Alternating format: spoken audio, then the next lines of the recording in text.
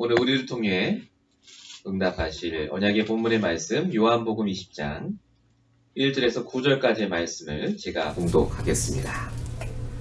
안식구 첫날 일찍이 아직 어두울 때에 막달라 마리아가 무덤에 와서 돌이 무덤에서 옮겨진 것을 보고 시몬 베드로와 예수께서 사랑하시던 그 다른 제자에게 달려가서 말하되 사람들이 주님을 무덤에서 가져다가 어디 두었는지 우리가 알지 못하겠다 하니 베드로와 그 다른 제자가 나가서 무덤으로 갈새 둘이 같이 다름질하더니 그 다른 제자가 베드로보다 더 빨리 달려가서 먼저 무덤에 이르러 구부려 세마포 놓인 것을 보았으나 들어가지는 아니하였더니 시몬 베드로는 따라와서 무덤에 들어가 보니 세마포가 놓였고 또 머리를 쌌던 수건은 세마포와 함께 놓이지 않고 딴 곳에 쌌던 대로 놓여 있더라. 그때서야 무덤에 먼저 갔던 그 다른 제자도 들어가 보고 믿더라. 그들은 성경에 그가 죽은 자 가운데서 다시 살아나야 하리라 하신 말씀을 아직 알지 못하더라. 아멘.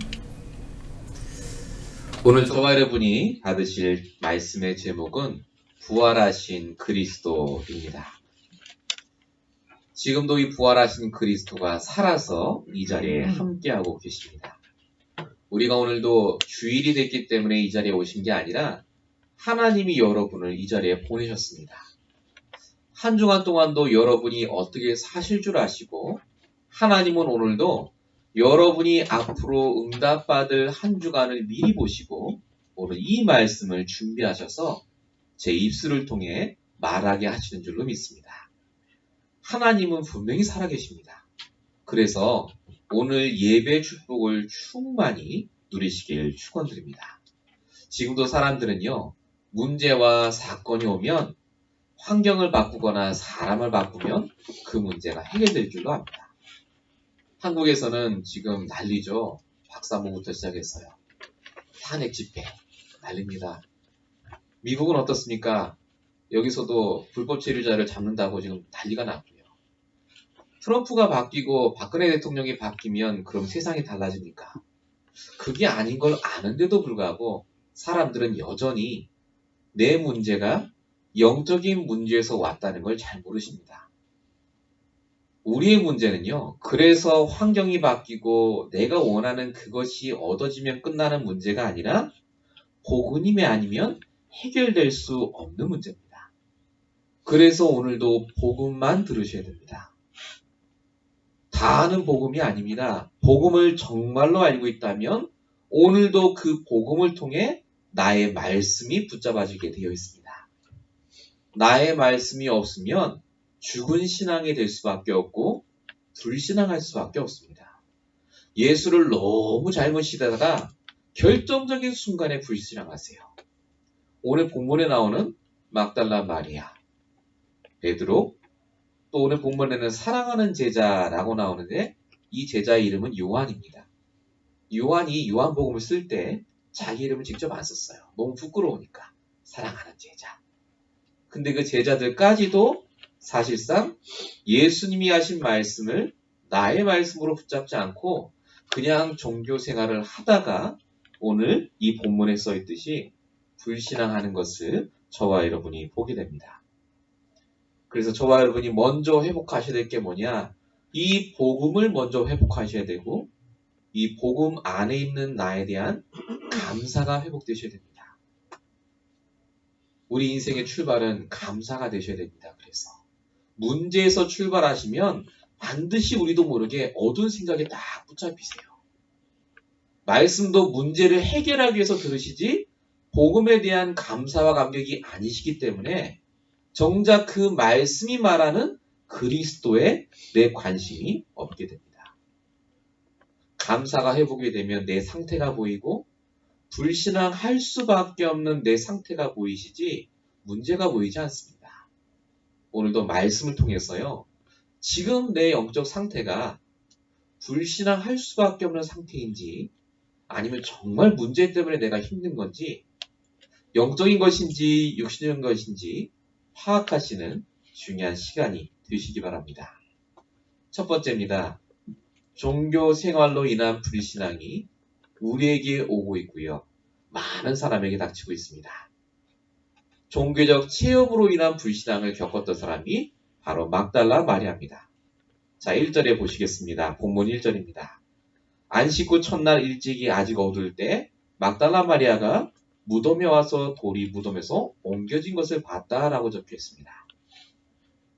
막달라 마리아는요, 마가복음 16장 9절에 보니까 7 귀신이 들렸다가 예수님이 고쳐준 여자입니다. 무슨 말이냐면요, 이 여자는 영적인 체험을 했어요. 생각해보세요. 7 귀신이 들렸다는 말은 눈에 환상도 보고 뭔가 환청도 듣고요. 어마어마한 영적인 세계를 경험했습니다. 그리고 예수님을 통해 고침을 받았어요. 체험이 있단 말이죠. 이야, 예수님이 진짜 능력 있다. 이 마리아가 얼마나 열심히 있었는지 그 체험이 있다 보니까요. 아무도 안 가는 그 새벽에 예수님을 보고자 새벽에 무덤으로 갑니다. 몇몇 부흥사님들께서는요, 요 본문을 가지고 우리가 마리아의 열심을 배워야 된다 그러시더라고요. 이 마리아를 봐라. 예수님이 고쳐준 그 체험을 갖고 새벽에 가서 기도하고 열심으로 주님을 위해 봉사하지 않았느냐. 근데 마리아가 믿음이 좋아서 새벽에 무덤에 간 게 아닙니다. 그렇게 영적인 체험을 있던 이 마리아가요, 예수님의 장례를 마무리 지러 가는 겁니다, 지금. 예수님이 분명히 부활하신다고 하셨는데 그 말씀은 싹 다 까먹었어요. 날 살려주신 예수님이 너무 감사해서 장례를 마무리 지러 마가복음 16장 1절에 보니까 이 마리아가 다른 여자와 함께 예수님의 시체에 바르려고 향품을 사다 뒀다고 써 있어요. 믿음이 좋은 게 아닙니다. 종교적 체험 정말로 했는데, 영적인 체험을 하셨는데 말씀을 놓치고 복음 놓치니까 예수님을 똑같이 불신자처럼 바라보고 믿었다는 말입니다. 말씀이 빠진 체험과 열심은 그래서 종교생활입니다. 많은 신앙인들이 교회도 가시고 예수도 믿고 여러 가지 체험을 하세요. 환상도 봅니다. 전 정말 많이 봤습니다. 천사 본 분도 많더라고요. 심지어 예수님도 봤다 가지고 병도 낫고. 근데 중요한 건 뭔지 아십니까? 예전에 그렇게 경험했던 그리스도가 왜 오늘은 체험 안 됩니까? 예전에 보셨던 그 천사가 왜 오늘은 나와 함께 있다고 생각 안 하십니까? 그렇게 체험을 많이 하셨다면 오늘 내가 갖고 있는 그 가정의 문제, 개인 문제에 그 체험할 수 있는 그리스도가 오늘도 역사하는 확신은 왜 없습니까? 그러니까 경험을 붙잡으신 거지요. 복음을 붙잡은 게 아닙니다. 막달라 마리아가 갖고 있던 이 종교적 체험이 그래서 불신앙을 일으켰습니다. 자, 제자들은 그럼 어떻습니까? 종교적 확신을 갖고 있었습니다. 예수님은 수없이 자기가 죽을 것을 말씀하셨습니다. 요한복음 2장 19절에 보니까 대답하시되 너희가 이 성전을 헐어라. 내가 사흘 만에 일으킬 것이다. 요한복음 2장이면요. 한참 전의 얘기입니다. 이게 예수님이 내가 죽었다가 사흘 만에 부활할 거라는 걸 말씀하시는 장면이었습니다. 심지어 예수님이 마태복음 26장 32절에 보니까 내가 먼저 살아나면 갈릴리로 먼저 갈 거다라고 실제로 얘기를 해주세요. 근데 제자들의 반응이 어땠냐면요. 오늘 말씀해 보니까 본문 3절에 베드로와 그 다른 제자가 나가서 무덤으로 갔다고 써 있습니다. 아예 안 믿었어요, 말씀. 이 제자들이 진짜 말씀을 믿고 있었다면 어떻게 해야 됩니까? 자, 마리아와 여자들이 무덤의 문이 열린 걸 보고 제자들에게 뛰어갑니다. 누군가 시체를 가져갔다면서. 그럼 제자들이 어떻게 됩니까? 아유, 이 멍청한 여자들아. 예수님이 말씀하시지 않았느냐? 부활하신다고. 네가 무덤으로 갈 게 아니라 갈릴리로 가야지. 왜 거기 가냐면서 책망해야 될 제자들이에요. 제자잖아요. 근데 이 제자들이 어떻게 했죠? 본문에 보니까 뛰어갑니다. 어떤 놈이 시체 가져갔나 싶어서 뛰어가요. 요한은 무덤 속에 못 들어가고 무서워서 구부려서 쳐다보고 있고 이 베드로는 성질 그대로 무덤으로 그냥 들어갑니다. 그리고 눈으로 확인해요. 아, 예수님이 없어졌구나. 부활하셨다는 걸 믿은 거 아닙니다. 어떤 놈이 훔쳐갔구나. 그렇게 믿었어요. 이 제자들의 확신이 뭐냐? 눈으로 본 확신은 있었어요. 이 제자들이 3년간 예수님을 따라다니면서 그렇게 말씀을 들었는데 뭘 붙잡았느냐? 능력 많으신 예수님, 응답 주시는 예수님, 그 응답을 믿었다니까요. 말씀에 대한 확신이 아니라 응답에 대한 확신이 있었기 때문에 예수님의 부활을 절대 믿지 못했습니다. 여러분은 예수를 왜 믿습니까? 응답 받으셔서 믿습니까? 그러면 결정적인 이 부활의 순간에 우리도 똑같이 됩니다. 정말 복음이 필요한 문제가 왔는데 우리도 모르게 자꾸 예전 응답 받은 걸 떠올리세요. 그때는 응답 주시는데 왜 지금 응답 안 주실까? 아닙니다. 나의 말씀이 없으니까 그때 응답 주신 것보다 지금 더 크게 응답을 주시는데 그걸 모르시는 거예요. 뭐가 응답입니까? 꼭 예수님이 내 눈앞에서 부활해야 부활하셨다 그겁니까? 말씀을 믿고 있었다면 갈릴리로 가야 된다니까요. 부활하신 그리스도가 오늘도 여러분 삶의 역사하시는 게 맞다면 말씀 붙잡고 그 말씀대로 믿으시기 바랍니다. 진짜 말씀 붙잡고 여러분 현장에서 응답 받으세요. 많은 사람들이 종교적 확신으로 신앙생활을 하기 때문에 그래서 이 복음에 관심이 있는 게 아니라 종교적 체험과 응답에만 관심이 있습니다. 복음을 적용하시기 바랍니다. 더 이상 지금처럼 신앙생활 하지 마시고요. 말씀 속에 그 말씀이 말하는 그리스도가 여러분의 그리스도가 되시길 축원드립니다. 세 번째입니다. 종교적 지식으로 인한 불신앙도 있습니다. 11절부터 12절에 보시면요.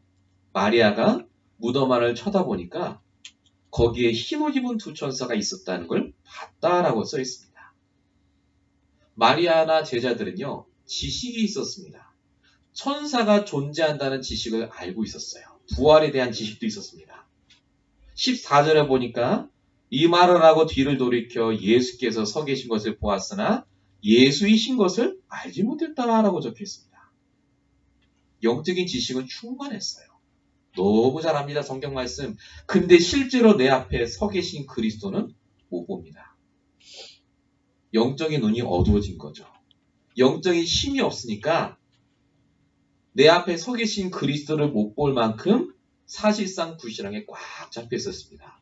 그러니까 뭐라고 합니까? 15절에 요한복음 20장 15절에 마리아가 예수님을 동산지기인 줄 알았다 이렇게 써 있어요. 왜냐하면 그 시간에 사람이 있을 리가 없거든요. 아, 이 무덤 지키는 일꾼인가 보다. 그렇게 본 거예요. 영적으로 힘이 없으면요. 내가 그동안 경험한 걸로 복음을 판단합니다. 말씀이 없으면요. 내가 그동안 갖고 있는 지식으로 내 문제에 대한 답을 얻으려고 하세요. 제자들도 똑같은 증상이 나타납니다. 누가복음 24장 13절부터 보니까요. 엠마오라는 곳으로 제자들이 도망합니다. 이 두 명에게 예수님이 나타나셔서 함께 얘기를 하시고 말씀을 주는데 못 알아봐요. 근데 거기에 뭐라고 써 있냐면요. 누가복음 24장 16절에 이렇게 써 있습니다. 그들의 눈이 가리워져서 그인 줄 알아보지 못했다라고 적혀 있습니다. 여러분 불신앙은요. 눈이 가리는 겁니다. 하나님 안 믿는 게 아니라니까요. 다 믿으시잖아요. 하나님. 근데 오늘도 나와 함께 하시는 하나님이 안 믿어지면요. 눈이 가리워집니다. 진짜 내게 필요한 게 뭔지를 모르세요. 정말로 내가 지금 하나님께 구해야 될 것이 무엇인지 알지 못한단 말입니다. 오늘 본문에도 왜 제자들과 마리아가 이렇게 됐는지 답이 적혀져 있습니다. 그게 9절입니다. 그들은 성경에 그가 죽은 자 가운데서 다시 살아야 하리라 하신 말씀을 아직 알지 못하더라. 말씀을 알지 못했다고 써 있어요. 말씀을. 이 말씀이 무엇인지를 알면 끝나는데 이 말씀을 듣긴 들어도 묵상한 적도 없고 내 말씀으로 받은 적도 없고 그냥 좋은 말씀으로 흘려보냈단 말입니다. 저와 여러분이 그래서 오늘의 말씀을 나의 말씀으로 붙잡으셔야 됩니다. 오늘 지금 여러분 마음속에 하나님이 계세요. 오늘 말씀이 김영주 목사의 말이 아니라 살아계신 하나님의 음성이 맞다면요. 지금 여러분에게 주시는 그 음성을 들으시기 바랍니다. 나의 언약으로 붙잡으셔야 돼요. 이 그리스도의 복음과 말씀이 개인화가 안 되면 그래서 불신앙한다니까요. 눈이 어두워져서 안 보여요. 교회가 다 똑같이, 성경이 다 똑같이, 말씀이 다 똑같이. 정말 그렇습니까? 영화 보고 나와도 여운이 남아서요. 그 얘기 하잖아요. 신앙생활을 어떻게 10년, 20년 하셨는데 오늘도 나에게 역사하신 그리스도를 왜 말을 못합니까? 왜 오늘 나에게 주신 그 말씀을 한마디도 못합니까? 여러분 불신앙 얘기는요. 수없이 할 수 있잖아요. 여러분에게 문제 얘기하라면요. 여러분 아마 하루 종일 할 겁니다. 이런 문제가 있고 저런 문제가 있고 누가 나쁘고. 여러분에게 주신 말씀 얘기해보라고 하면 여러분 몇 분 얘기할 수 있습니까? 몇 마디 하다 마실 거예요. 그만큼 우리가 이 말씀을 의지하고 있지 않으면요. 사단에게 속습니다. 불신앙의 상태 속에 있다는 걸 못 알아보세요. 나 예수 잘 믿는데 왜 문제 왔지? 아닙니다. 불신앙의 상태 속에 있으니까 문제로 보이는 거예요. 그래서 빨리 내 영적인 상태를 바꾸셔야 됩니다.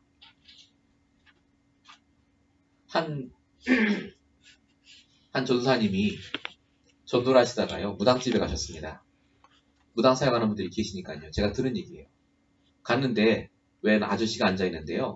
무당이에요. 박수무당이죠. 근데 뒤에 이렇게 뭐 걸려있더래요. 뭔가 봤더니 무슨 교회에서 임직받은 장로님이었던 거예요. 장로가 무당이 됐어요. 그 전사님이 하도 기가 막혀갖고 어떻게 무당이 되냐 했더니 이 장로님이 자기 스토리를 얘기해 주는 거예요. 뭐라고 하느냐. 이 장로님이 큰 교회를 다녔었답니다. 한국에. 근데 그 교회에서요. 이 장로님께 하나님이 많이 은혜를 주셨대요.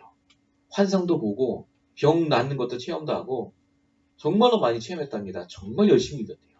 새벽 기도부터 빠진 적이 없답니다. 근데 딸이 실종이 됐는데 나가서 못 찾겠는 거예요. 경찰도 못 찾고. 이분이 하나님께 그렇게 기도했대요. 하나님, 그동안 나에게 역사하셨으니까 이번에도 딸이 어디 있는지 보여달라고. 환상으로. 근데 안 보여주시더래요. 그 선생님은 어떻게 하셨냐.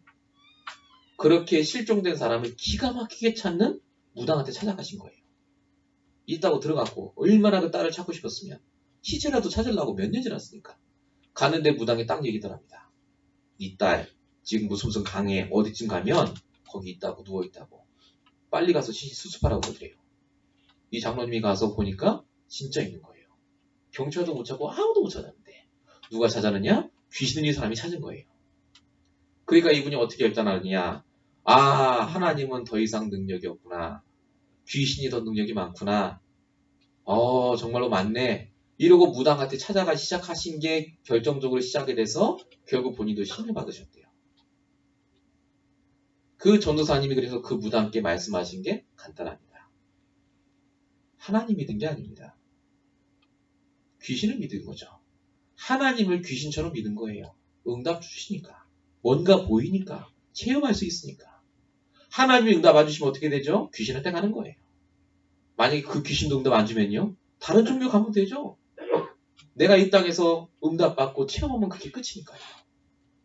죄송합니다만 그래서 그 사람의 인생이 어떻게 되는 줄 여러분 지금 들으셨잖아요. 딸은 실종돼서 죽고요. 그분은 박수무당 되시고 가정 완전히 깨지고. 사단이 하는 짓이라고 생각 안 하십니까? 응답을 받으면 복 받는 게 아닙니다. 그래서 그리스도가 나에게 들리고 보여지는 게 복 받으신 거예요. 오늘도 내가 복음만 붙잡아야 돼 나의 영적인 문제가 보인다면 복 받으신 거라니까요. 그래서 오늘 이 자리에 저와 여러분이 앉아 계십니다. 불신앙 속에 있지 마시고 빨리 복음 속으로 들어오시길 축원드립니다. 두 번째입니다. 그럼 부활의 의미가 무엇입니까? 부활하신 그리스도가 나와 무슨 관계가 있는지를 이제 아셔야 됩니다. 그 첫 번째가 죄와 사망의 권세를 깨뜨리셨습니다. 부활하셨어요. 왜 그러셨습니까? 이 죄의 권세, 사망의 권세가 모든 인간에게 임했기 때문에 그렇습니다. 로마 3장 23절 모든 사람이 죄를 범하였으니. 내가 죄진 적 없어도 원죄 문제, 조상의 죄, 자범죄가 우리에게 그대로 있습니다. 이 죄가 언제 시작됐다고요? 창세기 1장 27절 내가 그 선악과를 먹는 날에는 정령 죽으리라. 언제부터 시작해서 우리의 생각과 영이 죽어서 그때부터 우리가 생각하는 모든 게 하나님과 관계없이 됐습니다. 그래서 로마서 5장 17절에 써있듯이 아담 한 사람의 죄로 말미암아 우리에게도 사망의 고통이 이 땅에 사는 동안 계속됩니다. 죄의 고통이 얼마나 큰 줄 아십니까? 죄의 삭은 사망이라고 써있어요. 그만큼 우리에게 정말로 죽을 것 같은 문제가 계속해서 닥칩니다. 그래서 이 문제를 해결하려고 그리스도께서 십자가에 죽으시고 부활하셨습니다. 로마서 6장 10절 그가 죽으심은 죄에 대하여 단번에 죽으시며 그가 부활하셔 어떻게 하셨습니까? 로마서 6장 22절입니다. 이제는 너희가 죄로부터 해방되고 하나님께 종이 되어 거룩함에 이르는 열매를 맺었으니 그 마지막은 영생이라. 왜 예수님이 부활하셨느냐? 더 이상 우리를 사망의 권세에서 두지 않고 그 사망의 종로로 타지 않도록 해방시키려고 우리를 이름으로 불러주셨습니다. 부활의 의미, 해방입니다. 죄의 문제, 사망의 문제에서 끝났다니까요. 더 이상 거기에 묶여있을 필요가 없으십니다. 죽을 일이 생긴 게 아니라요. 그리스도의 부활의 능력을 붙잡을 일이 생기신 거예요. 부활의 두 번째 의미입니다. 우리를 새로운 피조물로 바꿔주셨습니다. 창세기 1장 28절 다시죠. 하나님의 형상으로 다스리고 정복하는 게 원래 우리가 가진 신분이었습니다. 근데 창세기 1장 2절에 흑암, 혼돈, 공허 속에 있던 사단에게 속아서 하나님의 형상이 사단에게 붙잡힌 피조물로 문제에 붙잡힌 노예로 완전히 타락하게 됩니다. 그래서 에베소 2장 1절 2절에 써있듯이요. 죄와 허물로 늘 죽어있고 말씀 들어도 못 깨닫고 에베소 2장 1절에 써있듯이 이 세상 풍조를 따르고 공중권세 잡은 자 마귀를 따르게 됐습니다. 복음 모르면 마귀에게 벗어나지 못합니다.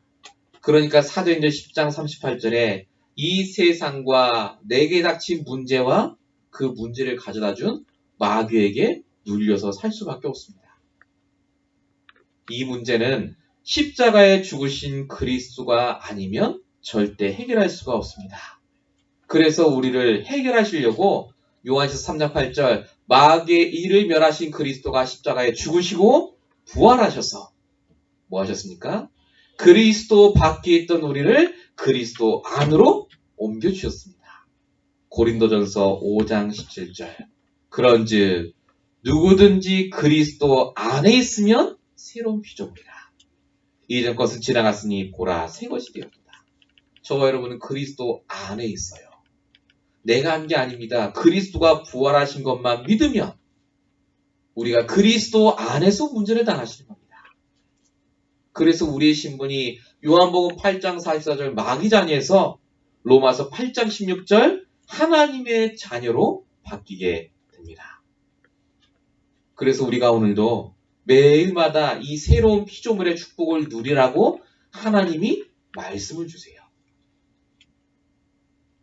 저와 여러분이 그래서 새로운 응답을 가지고 매일마다 살로로 오늘의 말씀을 주십니다. 부활의 능력을 어떻게 누립니까? 뭔가 새로운 힘이 막 생기고 뭔가 내 문제가 해결되는 게 아닙니다. 오늘도 내가 말씀을 붙잡고 있으면 내가 누군지가 발견이 되고 그 속에서 하나님 주시는 영적인 힘이 생기게 되어 있어요. 부활의 의미 세 번째가 뭡니까? 부활의 첫 열매가 되셨습니다.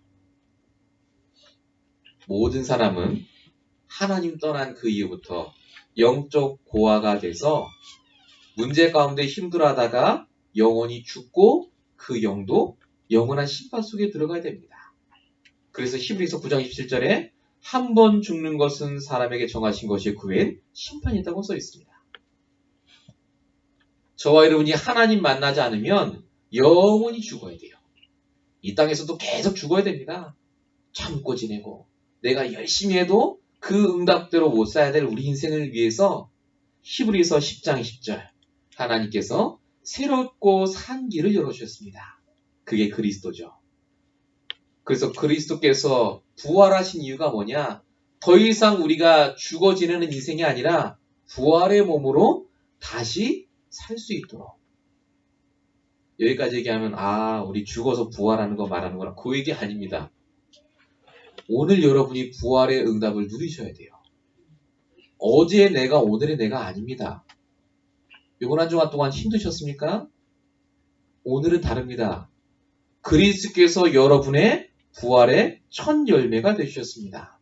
고린도전서 15장 20절 그리스도께서 죽은 자 가운데서 이 세상에 사는 저에게요. 죽은 자 가운데서 다시 살아 잠자는 자들의 첫 열매가 되셨다. 지금 그분이 우리와 함께 하세요. 부활의 능력으로. 그래서 우리가 이 부활의 능력을 누릴 때 고린도서 4장 8절에 써있듯이 사방으로 우겨쌈을 쌓여도 답답한 일을 당하여도 낙심하지 않고 쌓이지 않는다 라고 적혀 있습니다. 부활의 능력에 그 주님이 정말로 저와 여러분에게 누려지기만 하면요. 요번 한 주간 동안 정말 안 되는 그 문제에도 하나님은 역사하십니다. 정말로 여러분 해보세요. 말씀을 들으시면요. 내 말씀으로 붙잡으셔야 돼요. 그러고 나서 제일 중요한 게 뭐냐? 그걸 적용하셔야 돼요. 실제 맞는지 상고하라고 써있잖아요. 성경에. 베레아 사람들은 그 말씀이 맞는지 묵상하고 실제 적용했단 말입니다. 제가 한국에 있을 때 2년 동안이지만요. 인천 지역에 제가 있었기 때문에 거기 다민족도 많이 들어와 있었습니다. 근데 다민족 중에 중국에서 온 분도 많으셨거든요. 근데 북한에서 온 분도 계셨어요. 저에게 북한에서 오신 분이 오셨습니다. 근데 이분이요. 항상 교회 오면요. 얼굴이 빨개요. 가까이 가면 냄새가 확 나요. 그리고 술 냄새. 술에 취해갖고 오는 거예요. 교회에. 이 사람 이상하다 했는데 이분이 어떻게 우리 교회 왔냐 했더니 교회 옆에 아파트 단지가 있는데 거기에 탈북자들을 위해서 이렇게 해놓은 데가 있어요. 잘 몰라요. 사람들은. 근데 정부에서 이렇게 지정해서 탈북자들이 이렇게 모여서 살 수 있도록 세터민이라고 하죠. 그분들이 와서 모여 사는 데가 있었던 거예요. 근데 거기 있으면요. 교회에서 온답니다. 와갖고 북한에서 오신 분들을 선교한다고 이렇게 오라고 해서 교회에서 밥 주고 또 교통비라고 돈을 준다는 거예요. 자기 친구들은 다 거기 간대요. 그 큰 교회. 버스가 온다네요. 자기는 여기 왜 왔냐? 이 교회는 오라고도 얘기 안 하고 밥만 주지 절대 돈도 안 주고 이 교회는 뭔가 다르다는 거예요. 그래서 왔다는 거예요. 우리 교회. 제 발로 왔어요. 이분이 말씀을 듣는데 말씀 잘 못 들어요. 이렇게 북한에서 오신 분인데 이분이 워낙 체제 자체가 그러다 보니까요. 말씀도 안 듣죠. 술 좀 그만 먹으라 해서 절대 안 먹죠. 제가 집에 한번 가봤더니요. 세상에 문 밖까지 소주병이 쫙 있어요. 들어가니까 발 디딜 틈이 없어요. 완전 엉망인데다가 남자 두 분이 사시는데요. 앉아서 거기서 성경 이제 찬양하고 같이 기도하고 이제 말씀을 전하는데요. 말씀을 못 들어요. 한 번 듣다가 팍 쓰러져요. 술 취해갖고. 술 먹다가 저를 맞이하신 거예요. 목사님 먼저 뭐라다면서. 제가 속으로 되겠나 싶더라고요. 여긴 내가 올 때가 아니라면서 이분들은 빨리 치유센터부터 보내든지 어떻게 술 먹고 말씀을 들어요. 여러분 근데 너무 신기한 게요. 술 드시고 말씀을 들어도요. 남는 게 있더라고요. 뭐 남으시느냐. 그러니까 교회까지 오죠. 뭐 들었느냐 했더니 그리스도 들었대요. 그리스도. 제가 한 얘기 이상한 얘기 예화 든 거 이런 건 하나도 기억 안 나고 그리스도 들었다는 거예요. 그리스도가 내 모든 문제 끝냈다. 그것만 들어오더래요. 준비된 제자죠. 술 취한 북한에서 오신 준비된 제자. 이분 통해서 지금 그 세터민들에게요. 복음이 증거되고요. 거기 지금 말씀운동 문이 열렸어요. 그 아파트에. 지금 계속 가고 있습니다. 제가 요즘도 듣고 있습니다. 제가 그분 생각하면요. 저는 안 됐다고 생각했거든요. 근데 부활의 능력의 그리스도께서는 술 취해 있어도 말씀 들어가게 하세요. 저와 여러분 지금 정상적으로 앉아 계시잖아요, 지금. 근데 왜 말씀이 안 들어갑니까? 진짜 그리스도가 나의 그리스도가 되면 끝난다니까요. 술 취해 있어도 전도된다니까요. 아무리 공산사상에 쪄들어 있어도 말씀은 증거된다니까요. 진짜 이 부활의 능력을 한중한 누리시길 축원드립니다. 세 번째입니다. 예수님의 마지막 가르치심을 이제 우리가 봐야 되겠습니다. 오늘 본문은 사실 요한복음 20장 전체입니다. 제가 9절까지밖에 안 읽었습니다만요. 21절부터 보시면 예수님이 4번에 걸쳐서 말씀을 이렇게 하세요. 그 부분들을 함께 좀 보시겠습니다. 21절에 처음에 보시면 너에게 평강이 있을지어다 라고 얘기하십니다. 평강이 있을지어다. 이게 히브리 말로 샬롬이란 말입니다. 인사말이에요, 사실은. 근데 부활하신 그리스도께서 우리에게 제일 먼저 원하시는 게 뭐냐? 이 제자들에게 계셨던 이 영적 상태입니다. 평안하게 원하세요. 여러분이 매일마다 하나님이 주시는 그 평안으로 감사가 회복되길 원하십니다. 골로새서 3장 15절에 써 있어요. 그리스도의 평강이 너희 마음을 주장하게 하라. 너희는 또한 감사하는 자가 되라. 성경에 써 있어요. 평안과 감사는 항상 이어집니다. 그래서 말씀으로 먼저 내 안에 평안이 회복될 때까지 말씀을 집중으로 묵상하셔야 됩니다. 그래서 제가 말씀드린 거예요. 문제 내려놓으시라고. 문제 갖고 있으면 절대 마음에 평안하지 않습니다. 감사가 회복이 안 되세요. 그래서 부탁드립니다. 자기 전에 단 5분이라도요. 말씀을 통해서 내 안에 평안이 회복되는 시간을 가져야 돼요. 내게 주신 감사의 조건들을 회복하셔야 된다니까요. 이게 저와 여러분에게 원하시는 첫 번째 예수님이 주신 당부입니다. 두 번째가 뭐냐? 21절에 뒤에 써 있죠. 나도 너희를 보내노라. 아버지께서 나를 보내신 것 같이. 아버지가 예수님을 보내신 목적이 뭐죠? 누가복음 4장 33절에 써 있습니다. 하나님의 나라 복음을 전하여야 하리니 나는 이 일로 보내심을 입었노라. 예수님이 오신 목적은 복음을 전하러 오셨어요. 병고치러 오신 게 아닙니다. 복음 전하러 오셨어요. 근데 그런 것 같이 우리를 보내신다고 오늘 말씀 주셨습니다. 여러분 오늘 끝나면 집에 돌아가시겠죠? 또 올해부터는 또 직장에 가십니다. 왜 거기에 가야 됩니까? 하나님이 보내셨기 때문에 그렇습니다. 보내심을 받은 자세요, 여러분은. 돈 벌러 가는 게 아닙니다. 집에 쉬러 가시는 게 아니라요.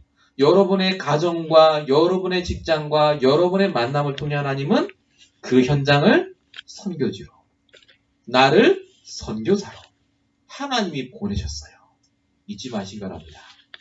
진짜 감사가 회복이 되면 내가 하나님께 받은 이 보내심의 사명이 깨달아집니다. 직장이 좀 어려우십니까? 잘 안 풀리시는 문제 있으십니까? 그 문제 붙잡혀 계시면요 힘들어요. 당장 직장 때려쳐야 돼요. 그러면 공부 때려쳐야죠. 그러면 힘드니까. 어쩔 수 없이 있다고요? 아닙니다.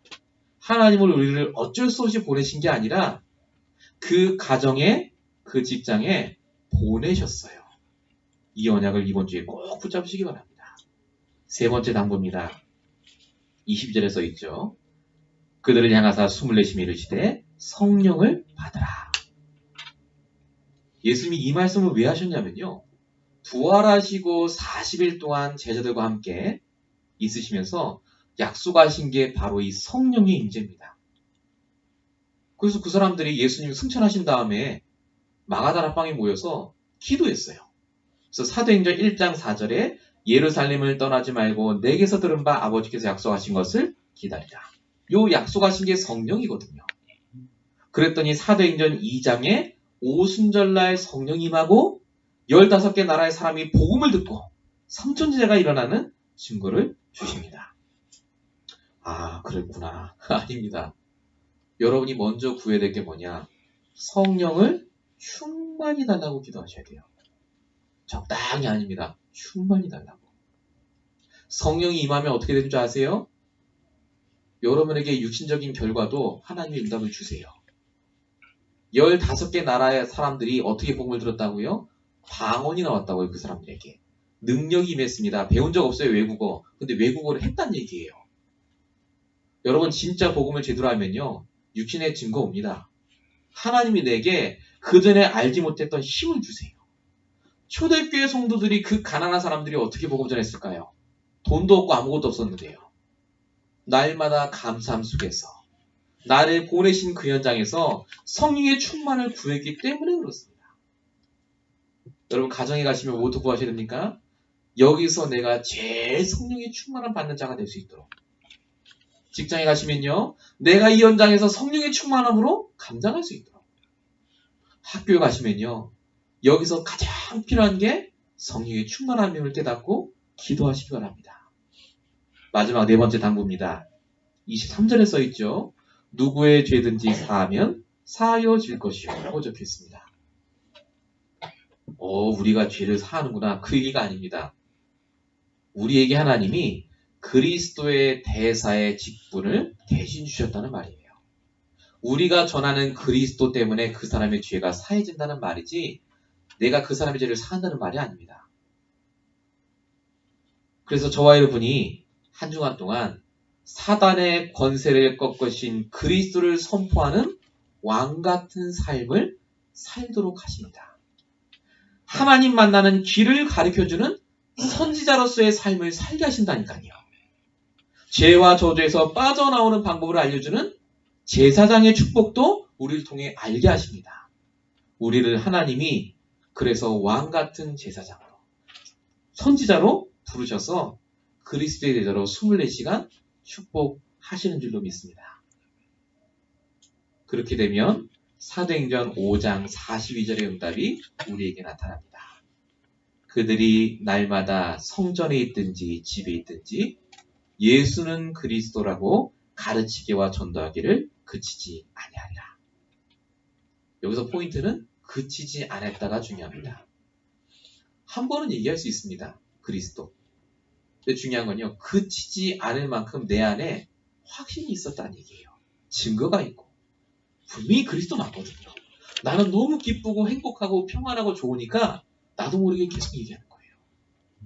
신앙생활은 그래서 편하고 즐겁고 쉽습니다. 나의 말씀만 붙잡고 기도하시면 돼요. 다른 거 할 거 아무것도 없으세요. 전도 안 하셔도 됩니다. 전도는 되어집니다. 진짜 나를 보고 사람이, 저 사람은 정말 바르다, 진짜 편안하다, 이게 느껴지게 되어 있습니다. 그래서 우리를 통해서 하나님이 이 축복을 허락하실 줄로 믿습니다. 결론입니다. 우리가 그래서 이제 정말 응답받아야 될 예배 축복을 이제 마지막으로 갖고 가시면 되겠습니다. 오늘 1절에 써있듯이 안식 후 첫날 새벽에 예수님이 부활하셨습니다. 그래서 우리가 주일을 이 일요일날 지키는 겁니다. 안식일은 유대인들의 명절이죠. 안식일에 해가 떨어진 다음에 그 다음날 해가 떨어질 때까지를 안식일이라고 합니다. 토요일날. 근데 예수님이 안식 후 첫날, 즉 일요일날 부활하셨기 때문에 저희가 예배를 드리는데요. 이 구약의 안식일은 부분적인 안식일입니다. 6일 동안 하나님이 일하시고 7일째 쉬는 날 안식일을 정하셨거든요. 근데 창세기 3장에 하나님 떠난 이후에 이 안식일조차도 사실은 깨어지고 부분적인 안식일이 됐습니다. 근데 예수님이 부활하심으로 이 주일이 가장 완벽한 안식일이 됐어요. 그래서 토요일이 맞냐, 주일이 맞냐, 이거는요, 성경을 제대로 알고 있으면 지금 저희가 드리는 이 안식일의 의미 속에 들어가시게 됩니다. 그래서 주일 예배를 드릴 때 하나님은 우리의 영혼과 육신에 힘을 주세요. 목사님 주일 일부만 드리고 가면 되죠. 아니라니까요. 여러분이 주일 예배에 성공 못하시면 반드시 그 영향이 평일날 옵니다. 힘이 없어요. 일단 마음이 헝클해집니다. 나의 말씀을 충분히 붙잡는 시간이 있으셔야 되거든요. 우리가 얼마나 좋습니까? 2부 예배도 있고 전도학교도 있고 계속해서 말씀을 내 걸로 확립할 수 있도록 도와드립니다. 제가 하는 게 아닙니다. 하나님이 여러분에게 이 말씀을 붙잡고 한 주간 살 수 있도록 주는 시간입니다. 주일을 성공하셔야 돼요. 그래서 바쁘시고 일 있으셔서 갈 수 있습니다. 근데요, 주일날 말씀을 계속 묵상하지 않으면 반드시 평일날 때부터 여러분에게 그 말씀 이외의 것들이 계속해서 문제로옵니다. 더 중요한 건요. 평일날에도 이 응답을 누리셔야 됩니다. 왜냐하면 부활하신 주님이 주일날만 역사하는 게 아니거든요. 그분이 평일에도 함께 하세요. 그래서 평일 예배, 주일 예배가 회복이 될 때 저와 여러분에게요. 말씀이 진짜 힘있고 이 말씀이 나의 말씀으로 붙잡아지는 그 축복과 응답을 누리시게 되어 있습니다. 오늘 이 말씀이 여러분의 말씀이 되시길 바라고요. 늘 들었던 부활하신 그리스도가 아니라 그 부활하신 그리스도가 나의 그리스도로 이번 한 주간 동안 계속해서 누려주시길 예수로 축원드립니다. 우리 시간에 말씀 붙잡으시고 우리 1분간만 같이 합심으로 기도하시겠습니다. 같이 기도하겠습니다. 살아계신 하나님 감사합니다. 오늘도 부활하신 그리스도의 능력을 붙잡고 예전에 역사하셨던 그리스도가 아니라 지금 이 시간에도 살아계셔서 역사하시는 하나님의 응답을 누리는 시간 될 수 있도록 역사하여 주시옵소서. 하나님 만나는 길 되시며 모든 죄와 저주를 꺾으시며 사단의 원수를 박살내신 그리스도의 능력을 붙잡는 시간 되게 하시고 그 부활하신 능력을 붙잡고 날마다 우리 속에 평안과 감사가 욕되게 하시며 정말로 우리를 통하여서 이 복음이 증거되게 하시고 날마다 우리가 있는 그 현장에서 최고의 축복을 누릴 수 있도록 역사해 주셔서 성령의 충만함을 누리게 하시며 우리를 보내신 그 현장에서 하나님 날마다 하나님 주시는 그리스도적인 대사의 축복을 누릴 수 있도록 역사하여 주시옵소서. 날마다 이 예배 축복을 누리게 하실 줄로 믿습니다. 주님께서 역사하여 주시옵소서. 제가 기도하겠습니다. 살아계신 하나님 감사합니다. 오늘도 우리에게 말씀을 주시고 이 말씀 그대로 역사하심을 감사합니다. 하나님 정말로 많은 장소에 정말로 하나님께서 주시는 응답들이 있지만 이 장소의 공간에 모인 우리 성도들에게 하나님이 말로 할 수 없는 축복과 응답을 주시고 정말로 부활하신 그리스도가 매일마다 누릴 수 있도록 나의 말씀을 허락하여 주시옵소서. 하나님께서 성령의 충만함을 허락하시고 응답으로 주실 줄로 믿사옵고 우리 원하신 예수 그리스도 이름으로 감사하며 기도했습니다. 아멘.